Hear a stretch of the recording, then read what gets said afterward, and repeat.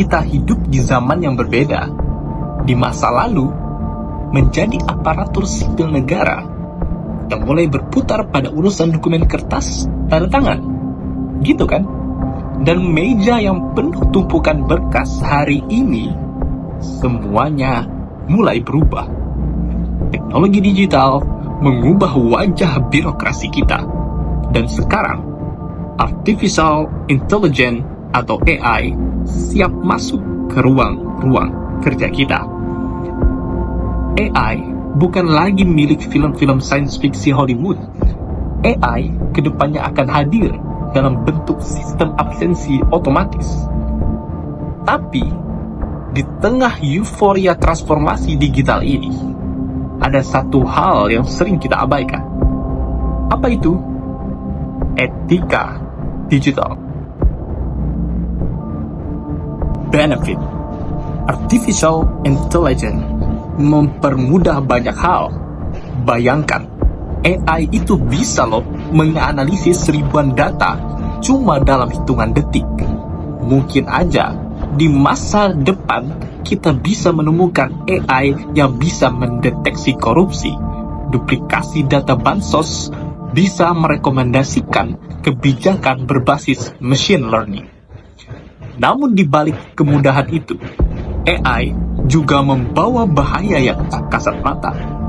AI bisa bias, AI bisa keliru, AI bisa melanggar privasi. Dan kalau kita tidak memahami cara kerjanya, kita bisa menyalahgunakannya tanpa sadar. Sebagai aparatur sipil negara, kita punya tanggung jawab untuk tidak asal pakai teknologi. Kita harus tahu dari mana data itu diambil. Apakah masyarakat tahu dan setuju datanya digunakan? Siapa yang mengawasi algoritmanya? Apakah AI ini adil atau justru memperkuat ketimpangan? AI equals ethic. In case ada sebuah instansi yang memakai sistem AI untuk seleksi penerimaan bantuan sosial atau bansos. Sistem ini menilai siapa yang layak dan tidak layak menerima bantuan. Tapi ternyata data yang digunakan berasal dari data lama yang penuh kekeliruan. Banyak warga miskin terhapus dari daftar. Mengapa? Karena AI belajar dari pola lama yang bias. Siapa yang salah? AI. Programmernya? Atau ASN yang menggunakannya? Inilah pentingnya etika digital. Teknologi secerdas apapun tidak bisa menggantikan kebijakan moral manusia. AI tidak punya empati. Tapi kita, manusia, punya tanggung jawab moral untuk memastikan keadilan tetap terjaga. Prinsipal. Setidaknya ada 5 prinsip utama yang harus kita pegang. Yang pertama adalah transparansi. Aparatur sipil negara wajib menjelaskan bagaimana teknologi digunakan, dari mana data diambil, dan bagaimana keputusan akan dihasilkan. Yang kedua adalah akuntabilitas. Aparatur sipil negara tetap bertanggung jawab atas keputusan berbasis AI. Kita tidak bisa bilang, itu bukan saya, itu AI yang memutuskan. Yang ketiga adalah keadilan dan inklusivitas. AI harus diuji agar tidak bias terhadap kelompok tertentu. Sistem yang adil adalah sistem yang mempertimbangkan semua pihak. Yang keempat adalah perlindungan data. Aparatur sipil negara tidak boleh menggunakan data pribadi tanpa izin, bahkan untuk niat yang baik. Yang terakhir atau yang kelima, kemanusiaan di atas segala-galanya. Ketika teknologi berbenturan dengan nilai-nilai kemanusiaan, kemanusiaan harus menang. Digital ethics atau etika digital adalah seperangkat prinsip moral dan tanggung jawab yang mengatur bagaimana kita menggunakan teknologi, terutama saat menyangkut data, privasi, transparansi, dan keadilan.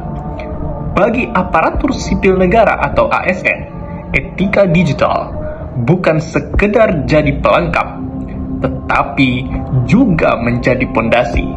Kenapa hal ini bisa terjadi? Karena kita sedang berhadapan langsung dengan hak-hak warga negara. Ketika seorang ASN mengakses data penduduk, ketika kita memakai sistem e-budgeting, ketika kita menggunakan laporan ke media sosial instansi, kita sedang membangun jejak digital.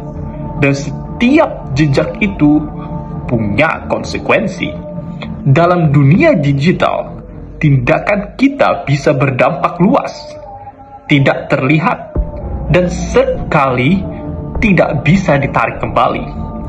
Etika digital memastikan kita tidak hanya melek teknologi, tetapi juga bijak dan bertanggung jawab. Ketika AI menjadi kompetensi di masa depan, kemampuan teknis akan digantikan oleh mesin, tapi kemampuan etis dan humanis tidak bisa digantikan. Aparatur sipil negara masa depan bukan hanya dituntut untuk bisa pakai teknologi, tapi harus bisa mengawasi, mengkritisi, dan mengarahkan teknologi ke jalan yang benar. Disinilah etika digital bukan lagi pilihan, tapi kompetensi inti. Aparatur sipil negara yang tidak beretika digital akan mudah tergelincir dalam penyalahgunaan teknologi. Dari penyadapan ilegal, manipulasi sistem e-office, sampai pelanggaran HAM digital. Sebaliknya, aparatur sipil negara yang paham etika digital akan jadi penjaga moral di tengah derasnya gelombang digitalisasi. Teknologi bisa membuat kita lebih cepat, lebih efisien, dan lebih pintar. Tapi hanya etika yang bisa membuat kita lebih manusiawi. Sebagai aparatur sipil negara, kita adalah pelayan publik. Tapi dalam era digital, kita juga adalah penjaga nilai.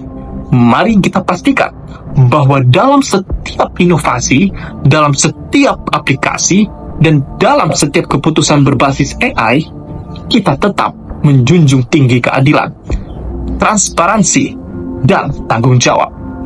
Karena tanpa etika, AI hanyalah alat. Tapi dengan etika, AI bisa menjadi juru selamat birokrasi.